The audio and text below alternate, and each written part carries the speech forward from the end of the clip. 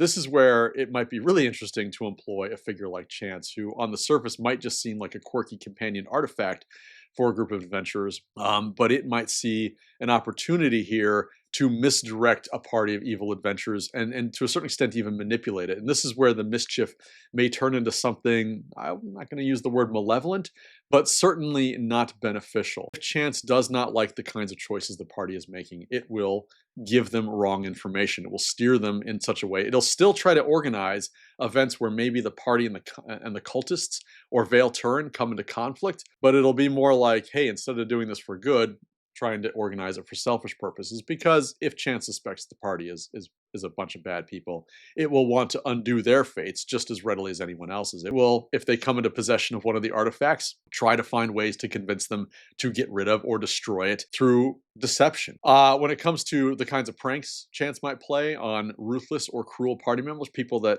he senses are doing bad things, Chance is going to take a little bit further.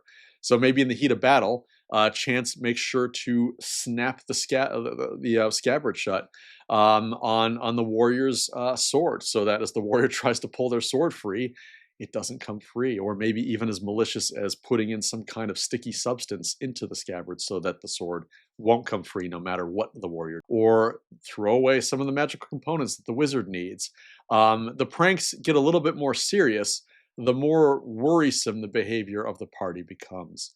And so I think Chance is a very mutable, driven character who doesn't have a static interaction with the party, but is going to be constantly assessing their goals, their actions, and their choices. And in this way, it can be a pretty powerful tool for GMs who are looking to, I don't want to use the word steer the party in a certain path, because I would hesitate to encourage anyone to do that, but want to remind the party that there are consequences for their actions. And I think that's maybe a better way to approach it, because sometimes I think evil parties get away with more than they should be able to get away with. And Chance can be just a small part of kind of reminding people that when you do bad things can often happen to you. And then, of course, with a violent party, we're talking about a Chance that is flat out going to sabotage that party's goals. A quieter Chance who will concoct the most sort of subtle but also detrimental pranks that it can come up with and use those in key moments with some mind for protecting itself, because after all, it will know that if it plays too many of these pranks, maybe even one is too many, that the party will turn on Chance very quickly.